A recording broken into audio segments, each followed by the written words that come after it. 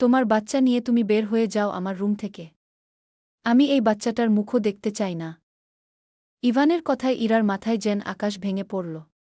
ছেলেকে শক্ত করে বুকে জড়িয়ে রেখে শান্ত আর শীতল দৃষ্টিতে স্বামীর দিকে তাকাল ইরা। মুখে মৃদু হাসি ফুটিয়ে তুলে বলল, আমার বাচ্চা? অথচ আমি একটু আগ পর্যন্ত জানতাম বাচ্চাটা আমাদের। ইভান যেন শুনেও শুনল না। ইরার চোখ থেকে 2 ফোঁটা পানি টুপ করে ছেলের কপালে পড়ল। নিজের চোখের পানি মুছে ইরা আবারও বলল, ঠিক আছে, আমার বাচ্চাই। কিন্তু ভবিষ্যতে আমার বাচ্চার দিকে চোখ তুলে তাকাতেও পারবেন না আপনি। আজ, এই মুহূর্ত থেকে আমি আপনার জীবন থেকে চলে যাচ্ছি। ইরার কথা শেষ হতেই ইভান রেগে বলল, আমি বাচ্চার কথা বলেছি, তোমার কথা না। তুমি এই বাড়িতেই থাকবে। এখান থেকে এক পা নড়লে খুব খারাপ হবে কিন্তু ইরা। এবার যেন ইরার ধৈর্যের বাঁধ ভেঙে গেল। ইভানের মতোই রেগে চিৎকার করে বলল, আমার বাচ্চাকে ছাড়া আমি এক মুহূর্তও এখানে থাকব না। যেখানে আপনি নিজের তোকে দেখতে চাইছেন না সেখানে আমি কেন থাকব? নিজের অস্তিত্বকে অস্বীকার করছেন, মাত্র 1 মাসের বাচ্চাটাকে ময়লা আবর্জনার মতো ছুঁড়ে ফেলতে চাইছেন, সেখানে আমি মরে গেলেও থাকব না। আমার বাচ্চার জন্য আমিই যথেষ্ট। এবার বোধহয় ইভান একটু দমে এল। থমথমে মুখে বলে উঠল, তুমি চাইলে এই রুমে থাকতে পারো তোমার বাচ্চাকে নিয়ে। কিন্তু এই বাড়ি থেকে বের হবে না। আমি পাশের রুমে শিফট হব। ততক্ষণ এই বাচ্চাকে আমার চোখের সামনে থেকে দূরে রাখবে। কথাটা শেষ করে ইভান গটগট করে হেঁটে রুম থেকে বেরিয়ে গেল। ইরা ছেলেকে বুকে জড়িয়ে ডুকরে কেঁদে উঠল। ইভান চৌধুরী ঢাকার নামকরা একটি ভার্সিটির প্রফেসর। বেশ জনপ্রিয়তা রয়েছে ভার্সিটিতে তার। 2 বছর আগে পরিবারের পছন্দে বিয়ে করে ইরা শেখকে। এই তো 1 মাস আগে একটা ফুটফুটে পুত্রসন্তান হয়েছে দুজনের। ছেলের নাম ইভানই রেখেছিল, ইয়াশ চৌধুরী।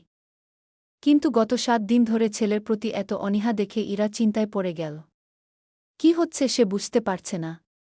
বিয়ের এতগুলো দিনে ইভানকে এমনটা কখনো মনে হয়নি। কিন্তু এখন দেখা যাচ্ছে ইভান নিজের ছেলেকেই অবহেলা করছে, দেখতে চাইছে না। এত ঘৃণার কারণ খুঁজে পেল না ইরা। ভাবি। মেয়েলি কণ্ঠস্বর কানে আসতেই ইরা চোখের পানি মুছে পিছনে ফিরে তাকাল। মায়া দাঁড়িয়ে আছে, ইভানের ছোট বোন। মেয়েটা এবার অনার্স প্রথম বর্ষে ভর্তি হয়েছে। ইভানের ভার্সিটিতেই ভর্তি করানো হয়েছে। মেয়েটা বেশ শান্ত আর ভদ্র। এখনও কেমন ছলছল চোখে তাকিয়ে আছে। মনে হচ্ছে এখনই কেঁদে ফেলবে। ইয়াশকে আমার কাছে দিন। আপনাদের এই রুমে থাকতে হবে না। আজ থেকে আপনারা আমার রুমে থাকবেন, চলেন। ইরা মুচকি হেসে উত্তর দিল, তোমার ভাইয়া আরও রেগে যাবে। সমস্যা নেই, চিন্তা করো না। আমি সব সামলে নিতে পারব। মায়া অসহায় চোখে তাকাল ইরার কোলে থাকা ছোট্ট অস্তিত্বটার দিকে। মায়াসহ পরিবারের বাকি সবাই এতক্ষণ দরজার বাইরে দাঁড়িয়ে সব শুনেছে। ইভানের চিৎকার শুনেই এখানে এসে দাঁড়িয়েছিল সবাই। মায়া তার ভাইয়ের এমন ব্যবহার কিছুতেই মেনে নিতে পারছে না। মায়ার এসব চিন্তাভাবনার মধ্যেই রুমে ঢুকলেন পারভীন চৌধুরী। নাকমুখ কুঁচকে তাকালেন ইরার দিকে। কর্কশ গলায় বললেন, নিশ্চয়ই এই বাচ্চাটা আমার ছেলের না। এই জন্যই ইভান এতটা রেগে আছে। এই মেয়ে, সত্যি করে বলো, এই বাচ্চা কার? ইরা শুধু ফ্যালফ্যাল চোখে শাশুড়ির দিকে তাকিয়েছিল। কিছু বলার মতো ভাষা খুঁজে পেল না। কত বড় একটা কথা তিনি বলে ফেললেন। অথচ এই একটা কথায় ইরার মনে তখন প্রলয়কারী ঝড় বইছে, যা এক নিমিষেই দুমড়ে-মুচড়ে ফেলছে তার ভিতরটা। আম্মু, কি বলছো তুমি এসব? তোমার মাথা ঠিক আছে? মায়া মায়ের কথায় প্রতিবাদ করল। কিন্তু পারভীন চৌধুরী খেকখেক করে উঠলেন, তুই আমার থেকে বেশি বুঝোস? খবরদার, মাঝখানে কথা বলবি না। মানে কি আম্মু? তুমি ভাবিকে এসব কথা কেন বলছ? পারভীন চৌধুরী উত্তর দিলেন না। ঘৃণার দৃষ্টিতে ইরা আর ইয়াসের দিকে তাকিয়ে রুম থেকে বেরিয়ে গেলেন। জায়ান আর ইতি তখনও রুমের বাইরে দাঁড়িয়ে আছে। মায়ার মামা আর মামি এই বাড়িতেই থাকেন। ইভান আর মায়ার বাবা মারা গিয়েছেন আরও বছরখানেক আগে। সংসার জীবনে তিনি অনেক অর্থসম্পদ রেখে গিয়েছিলেন, যেই টাকা দিয়ে এই চৌধুরী পরিবার সুয়েবসে খেয়ে যেতে পারে। ইভানের ছোট আরেকটা ভাই আছে, আদিত্য চৌধুরী। আদিত্য ইভানের থেকে 3 বছরের ছোট, আর মায়া 7 বছরের। 3 ভাইবোনের মধ্যে বেশ মিল রয়েছে। যে কেউ দেখলে বলবে এরা ভাইবোন। দিনের আলো নিভে গিয়ে রাতের অন্ধকার নেমেছে। ঘড়িতে তখন ৯টার উপরে বাজে। এমন সময় বাড়ি ফিরল আদিত্য। নিজেদের পারিবারিক ব্যবসা সামলাতে হয় তাকে। বেশ অল্প বয়সেই তাকে ব্যবসায় জড়াতে হয়েছে। মায়া, ইয়াশ কোথায়? যা তো, পুচকেটাকে নিয়ে আয়। মায়া মাথা নিচু করে দাঁড়িয়ে রইল। আদিত্য তা দেখে ভ্রু কুঁচকে ফেল। তবে মা চলে আসায় আর কিছু বলার বা জিজ্ঞেস করার সুযোগ পেল না। বাবা, তুই এসেছিস? যা, ফ্রেশ হয়ে আয়। আমি খাবার দিচ্ছি টেবিলে। আদিত্য সিঁড়ির দিকে চলে গেল কোনো কথা না বলেই। পারভীন চৌধুরী হাসিমুখে চলে গেলেন খাবার গরম করার জন্য। মায়াও নিজের রুমের দিকে যাওয়ার জন্য পা বাড়াল। এই বাড়িতে তার একদম ভালো লাগে না। ভাবির সাথে গল্প করত, ইয়াসের সাথে সময় কাটাত। এখন তো ভাবির মনও ভালো নেই। তাই মায়া কোনো দিকে না তাকিয়েই নিজের রুমে চলে গেল। সবাই রাতের খাবার শেষ করে নিজেদের রুমে চলে গেল। ইরা তখনকার ঘটনার পর আর রুম থেকে বের হয়নি। রাতের খাবার খেতেও নিচে যায়নি। কেউ কিছু বলেনি এই ব্যাপারে।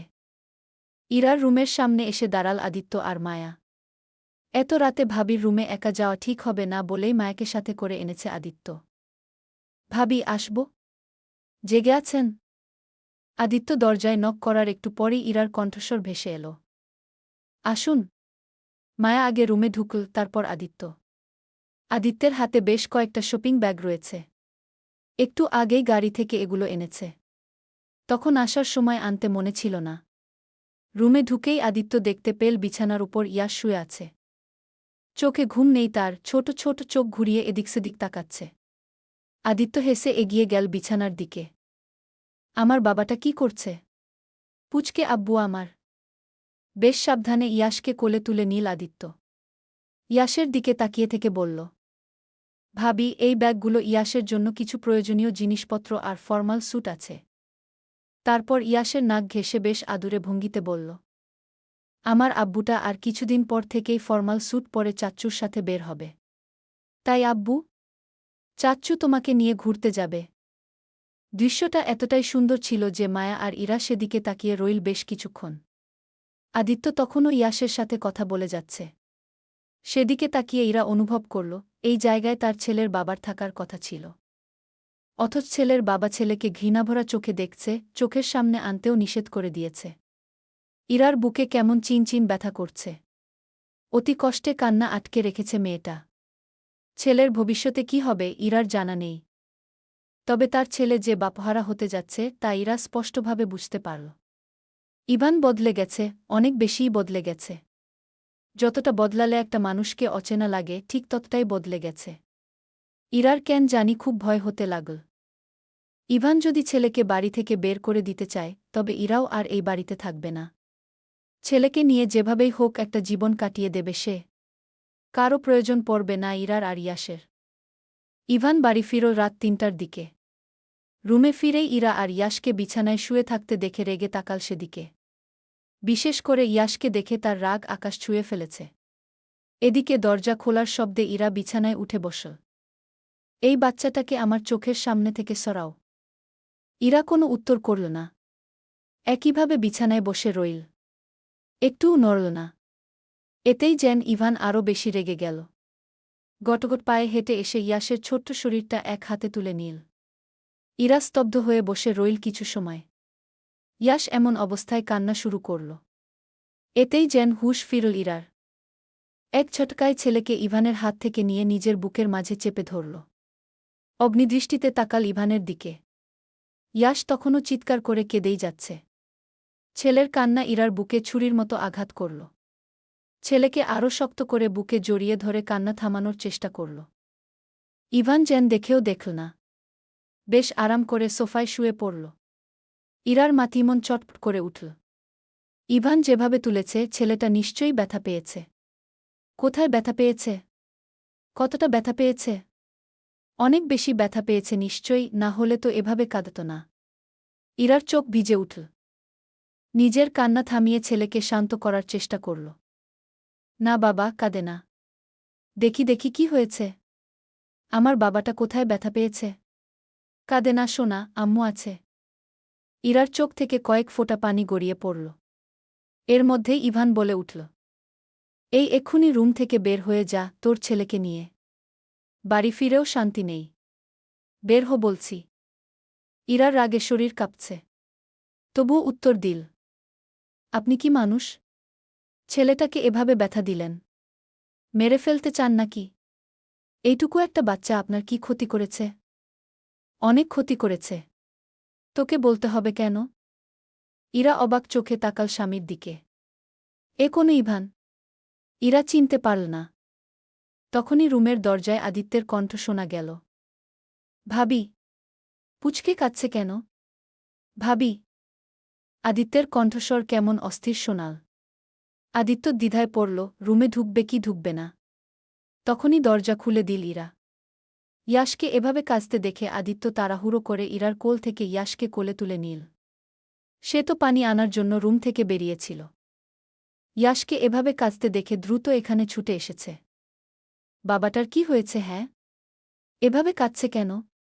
না কাঁদে না আব্বু, কাঁদে না, এই তো চাচ্চু। অবাক করা বিষয় হলেও কিছুক্ষণের মধ্যে ইয়াশের কান্না বন্ধ হয়ে গেল। আদিত্যের শরীরের সাথে লেপ্টে রইল। 1 মাসের একটা বাচ্চাকে এভাবে গলা ফাটিয়ে কাঁদতে দেখলে যে কেউ অবাক হতো। কিন্তু ইয়াশের কান্না স্বাভাবিক ছিল না। আর ইয়াশ এমনিতেও বেশ দুর্বল, এভাবে কান্না করা তার জন্য সম্ভব না। জন্মের পর প্রায় 7 দিন এনআইসিইউতে ছিল বাচ্চাটা। তাই ইয়াশের এমন কান্না মোটেও স্বাভাবিক না। আদিত্য সোফায় বসে থাকা ভাইয়ের দিকে তাকাল। সে রাগী দৃষ্টিতে এই দিকেই তাকিয়ে আছে। ভাই, ইয়াশের কি হয়েছে? এভাবে কাঁদছে কেন? ইভান উত্তর দিল না। আদিত্যের সামনে এসে দাঁড়িয়ে বলল, এই বাচ্চা তোর, তাই তো? আদিত্য যেন আকাশ থেকে পড়ল। বিস্ময় চোখে তাকাল ভাইয়ের দিকে। নিজেকে সামলে আদিত্য বলল, এসব কি বলছো ভাই? আমি না থাকলে ভাবির সাথে রংতামাশা করতে আসিস, তাই তো? আর এই বাচ্চাও নিশ্চয়ই তোর? আর কিছু বলার আগেই ঠাস! ইভানের গালে জোরে একটা থাপ্পড় পড়ে। ইভান রাগী চোখে তাকাল ইরার দিকে। ইরা অগ্নিদৃষ্টিতে চেয়ে আছে ইভানের দিকে। আপনি স্বামী, বাবা আর ভাই, নামে কলঙ্ক। আমার ঘৃণা হচ্ছে আপনার প্রতি। কেন করছেন এসব? আর কেন বলছেন এসব কথা? কেন? ইরা রেগে চিৎকার করে বলল কথাগুলো। আদিত্য অবাক চোখে ভাইয়ের দিকে তাকিয়ে আছে। তার কোলে ইয়াশ তখনও শান্ত হয়ে লেপ্টে আছে। আদিত্য নিজের কানকেই বিশ্বাস করতে পারল না। সে তো কখনো ইরার দিকে চোখ তুলে তাকায়নি পর্যন্ত, ভাবি ছাড়া কখনো কথাও বলেনি। কখনো একা রুমে আসেনি, মায়া বা ইতিকে নিয়ে এসেছে, তাও ইয়াশের জন্মের পর। বাচ্চাদের প্রতি আদিত্যের বেশ টান। তাই নিজের ভাতিজার জন্যই এত ভালোবাসা আর আদর। ইয়াশকে কোলে নিয়ে একটু আদর করার জন্যই মাঝে মাঝে আসত। বিয়ের পর আর কখনো ভাইয়ের রুমে পা পর্যন্ত ফেলেনি। আর সেই ভাই নাকি এইসব কথা বলছে। আদিত্য অবিশ্বাস্য চোখে ভাইয়ের দিকে তাকিয়ে রইল। মুখ থেকে একটা শব্দ বের হল না। ইভান চিৎকার করে বলল, তোর সাহস কত? আমাকে থাপ্পড় মারিস? গল্পের নাম শেষ প্রহরে। লেখিকা ইফতেখার ফাহিমা। পার্ট 1।